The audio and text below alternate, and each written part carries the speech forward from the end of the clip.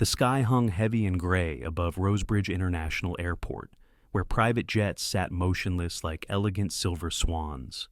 At the VIP gate, where everything was hushed, the scent of Italian perfume mingling with the soft tap of leather shoes, a young woman stood perfectly still. She wore a worn beige hoodie, faded jeans, and a pair of sneakers scuffed at the heels. Her face was bare of makeup, her hair tied back low with a simple cloth ribbon. No one greeted her. No one asked a question. Instead, a security guard from inside narrowed his eyes and strode toward her. "This lounge isn't open to the public," he said, his tone laced with irritation. "I have a priority pass membership for this lounge," she replied softly, producing a small card from her wallet, but his gaze never moved to the card.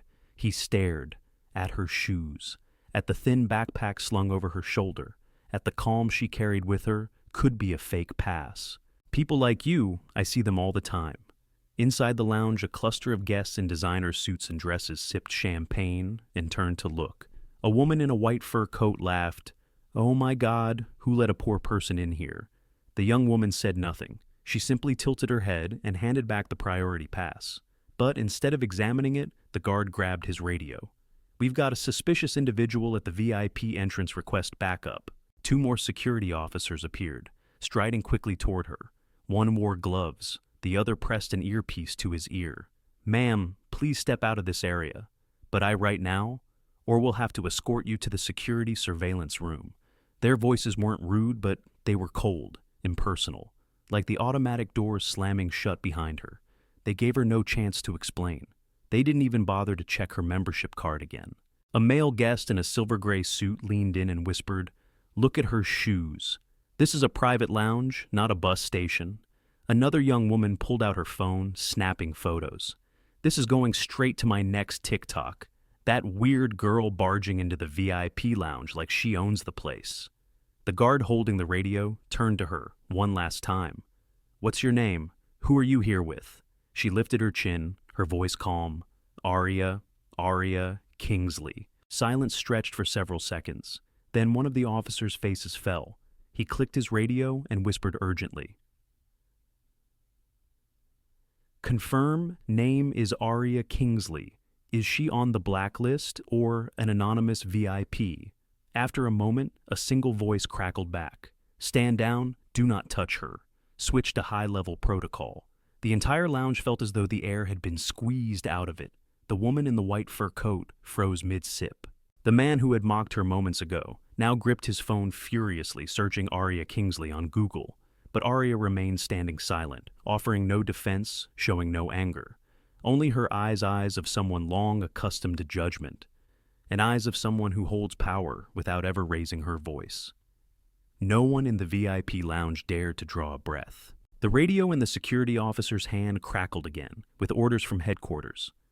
"Escort her to the private reception room immediately and notify the chief executive." The chief executive. A young man by the window blurted out, his voice catching. "Wait. Aria Kingsley, as in Kingsley Group?" Another guest whipped out his phone, fingers trembling as he typed the name. Aria Kingsley Forbes, cover photo. The anonymous chair behind Kingsley Air, the private aviation empire. The lounge erupted into a silent frenzy.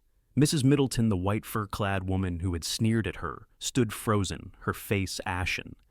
"Impossible. She's wearing that." An airport staffer burst in sweat beading on his forehead as he bowed deeply. "I'm terribly sorry, Ms. Kingsley. There's been a mistake.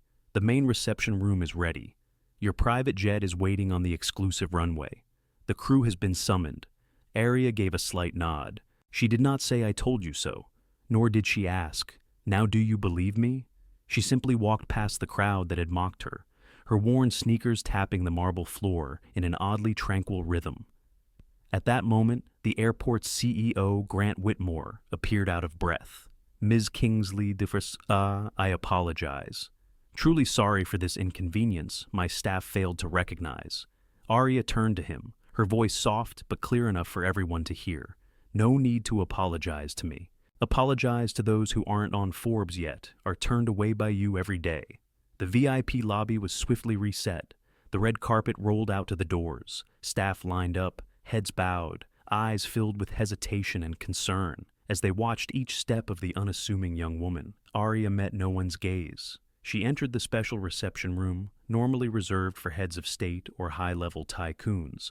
Grant Whitmore, the airport's chief executive officer, stood waiting. He had no secretary at his side, no air of superiority. He was simply a man trying to remedy the mistake he had made. Ms. Kingsley, on behalf of the entire airport, I offer our deepest apologies for this incident.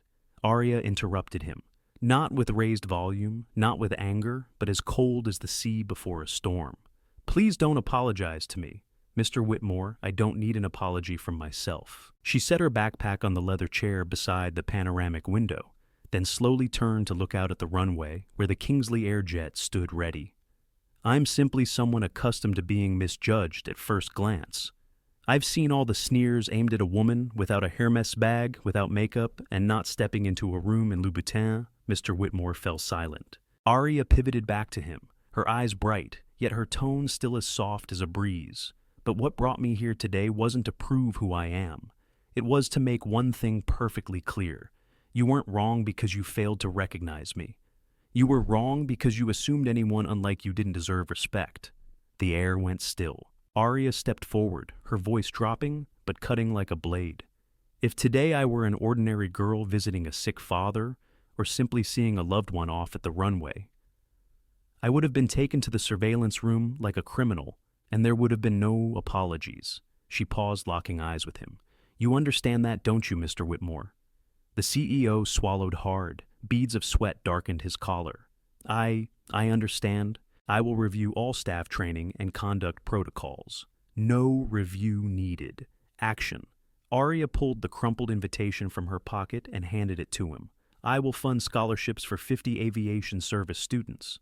But on one condition, your training program must include at least 10 lessons on treating every social class with fairness. A stunned silence, then Mr.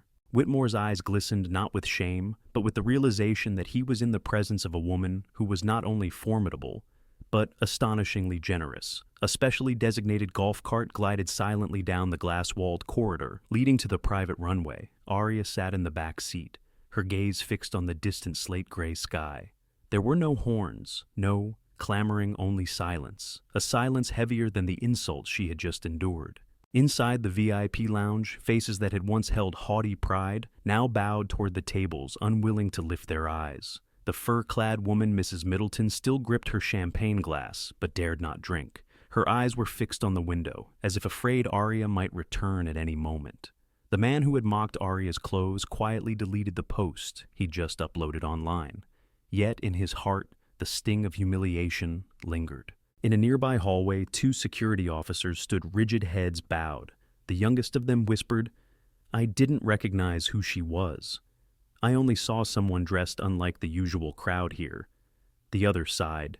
That's exactly the problem. We judge people wrongly simply because they're not like us. When the golf cart came to a stop, Arya stepped out. She said nothing to the flight crew, only offered a slight nod.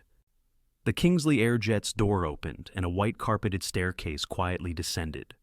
Before boarding, Arya turned back, her eyes swept across the empty air. No one was there yet. It felt as if she was looking at all of them. She spoke no words, but her gaze carried a clear message. I may walk away, but how you treat those with less power than me, that's what you need to stay and think about. Or espatic estás. Now isa prestaos pouco no isa. The jet taxied off. In the airport's operations center, the radar screen lit up with the departure signal for one of the week's most important VIP flights. And from that day on, an internal bulletin was distributed to all Rosebridge Airport staff. From now on, any passenger entering the airport, whether clad in a suit or a hoodie, deserves a greeting, a respectful glance, and an opportunity to be heard. The flight KLA 0007 departed Rosebridge's private runway just 11 minutes behind schedule, but the ripple effect it caused would last indefinitely. Por destis. The next day, a quiet post appeared on a small aviation staff blog. I am the one who kicked Arya Kingsley. out of the VIP lounge. And here is the lesson I will teach my children every day. The post went viral. Within 24 hours, it had amassed hundreds of thousands of reads. Then the wave spread major outlets like The Guardian, Forbes, and Business Insider. All ran headlines such as, "The Woman in a Hoodie Who Made the Elite Rethink," Aria Kingsley, the Silent Billionaire, and the Lesson of First Impressions. Kindness doesn't require designer labels. Oh. In a rare interview with the National News Network, when asked if she felt hurt by being humiliated in front of dozens of strangers, Aria merely smiled. "I don't need their apologies. I need them to think twice next time they meet someone who doesn't look like them." That's why I stayed silent that day. The interviewer was silent for a few seconds, then bowed his head. "You didn't push back because you knew who you are. I didn't push back because I wanted them to realize who they are." At Rosebridge Airport, the small signs were replaced with "All passengers shall be greeted with respect." Security staff were retrained. An emergency ethics and equity training program was rolled out. And Grant Whitmore, the very CEO who had hesitated before Aria addressed a conference. Not because she's wealthy, but because she reminded me of one thing. We don't serve bank accounts. We serve people. From that moment on, Aria was no longer just a name on the billionaire list. She became a silent icon, a woman who could be dismissed for her appearance, yet compelled society to recognize the beauty of kindness and inner strength. 3 weeks later, on a crisp early summer morning, Rosebridge Airport buzzed with its usual activity. A young woman stepped in through a side entrance. There was no entourage, no public flight schedule displayed. She wore a plain white blouse, light gray linen trousers, and the same worn-out sneakers. Her hair fell loose, she wore no lipstick and no expensive watch. She was Aria Kingsley, but this time, she hadn't checked into the VIP lounge. She didn't need a private runway. She simply wanted to know, had everything they promised really begun? At the economy check-in desk, a young attendant in her early 20s greeted her with a smile. "Good morning. How can I help you today?" Aria was surprised. The question held no suspicion, no scrutiny. It was simply polite. "I'd like an economy ticket to Los Angeles, please. Certainly, do you have your booking reference?" When Aria provided the code, the attendant glanced at her screen and paused for a moment. Her eyes flicked over Aria's name. Then she looked up, still smiling politely. "Thank you, Ms. Kingsley. Your ticket is confirmed. May I invite you to our new dedicated waiting area? It's a program for passengers who've had an unpleasant experience here." Aria tilted her head. "Do you know who I am?" The attendant shook her head. "I'm not certain, but I see your name on our priority service list with a note that says, 'Never let her have to remind us of what happened.'" Aria let out a soft laugh, not out of pride, but out of hope. Perhaps they truly had learned something. At the security checkpoint, an older officer recognized her. His expression softened for an instant. Then he bowed his head and said quietly, "Welcome back, ma'am. Thank you for returning. Thank you for teaching us a lesson. None of us had the courage to learn." Aria nodded and walked through the gate. No red lights, no alarms, only a calm, peaceful silence. For the first time she felt she was no longer being seen as something out of place. The flight to Los Angeles landed at 3:42 p.m. Aria stepped down into the soft sunlight, carrying nothing but a backpack and a dog-eared old book. She disliked being escorted, no luxury car, no assistant. At the VIP baggage claim, an attendant approached and handed her an envelope. "Good afternoon, Ms. Kingsley. Someone asked us to deliver this letter to you. There's no sender's name, just the line, 'From someone who was wrong.'" Aria was surprised, but she took it. Inside was thick cream-colored handmade stationery. The slanted, neatly lined handwriting was full of reflection. "Dear Ms. Aria Kingsley, I don't expect you to forgive me. I don't even expect you to remember who I am, because when you walked by, I was just one of many mouths spewing mockery. I'm the man in the silver-gray suit that day, the one who sneered at your shoes and uttered the foolish line, probably trying to get a free ticket. In that moment, I didn't know I was wrong. I thought it was a matter of class that anyone entering a VIP lounge had to look the part. But when you didn't react, when you pulled out that crumpled invitation, and when I saw your face contempt with such calm, I began to feel ashamed of the life I'd led. For the past 40 years, I am Richard Hale, Deputy Director of an investment fund. I used to believe I could read people by their appearance alone. But you taught me this. Respect is not a reward for those who look like us. Respect is a standard owed to everyone. Since that day, I've voluntarily resigned from the boards of several elite clubs. I started listening to my janitorial staff. And I've told my daughter your story, not because you are a billionaire, but because you didn't need power to make people listen. Thank you for your silence, and thank you for teaching me what a lifetime of schooling, titles, and money never could. Someone who was wrong, now learning to do right. Aria folded the letter and slipped it into her coat pocket. She didn't cry, she didn't smile. She simply looked up at the sky where the sunset gilded the jets taking off in the distance. Because sometimes, a belated apology is all it takes to change a person. 3 months later, at the Manhattan National Convention Center, over 2,000 representatives from airlines, hotel chains, luxury service providers, and government regulators gathered for the annual conference titled Service Transformation, From Courtesy to Respect. On the main stage, a single wooden podium stood under a spotlight. To the surprise of many, it wasn't a CEO or a media star who stepped forward, but a woman in a simple white blouse, black linen trousers, her hair neatly tied back, so unassuming that several people mistook her for a backstage assistant. Yet, on the large screen behind her, her name appeared in bold: Aria Kingsley, founder of Kingsley Air, a global icon of respect and service. She didn't read from a prepared speech. She simply stood there looking down at the silent audience and began with a calm whisper. 3 months ago, I was stopped in the VIP lounge of the very airport where my company owns a 51% stake. Not a soul moved. I wasn't hurt because someone doubted my status. I was hurt because they assumed someone who looked like me didn't deserve to be there. She paused, scanning the faces before her. I'm not telling this story to claim special treatment. I'm telling it because every day millions of people enter service spaces and endure judgment, coldness, or contempt simply because they don't wear an expensive watch. Yes, I'm a billionaire, but that day I didn't act like a billionaire. I acted like a human being, and that is how I wanted to be treated. The auditorium felt swallowed by an indescribable emotion. A middle-aged woman, the owner of a luxury hotel chain, quietly placed her hand over her heart. A young marketing director removed her translation. Headset, tears welling in her eyes, and when Aria spoke her final words, respect doesn't start with a business card. It begins with the look in your eyes, the tone of your voice, and your belief that the person in front of you is a human being, no more, no less. The entire audience rose to their feet, not because they were obliged, but because they were moved. The conference ended at 6:03 p.m. Aria did not attend the post-event cocktail reception.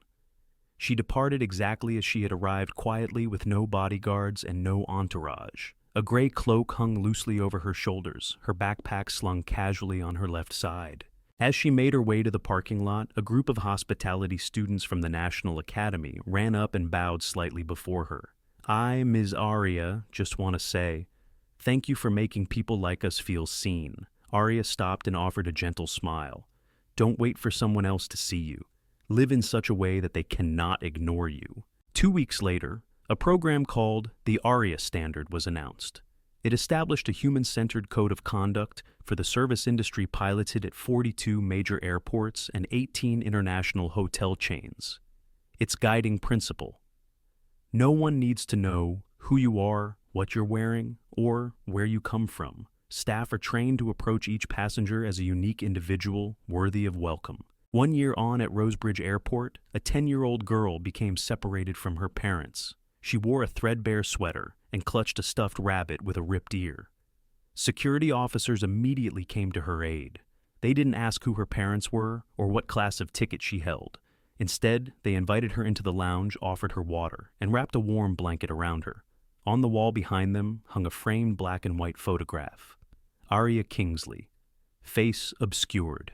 Beneath it, a small inscription read, "Respect needs no appearance, only the act of choice." Somewhere high above the clouds, Aria sat by the window of a small jet. The wind whispered through the layers of sky. She closed her eyes, not from fatigue, but from peace. She had never needed to raise her voice to be heard. She simply walked, and the world fell silent to listen.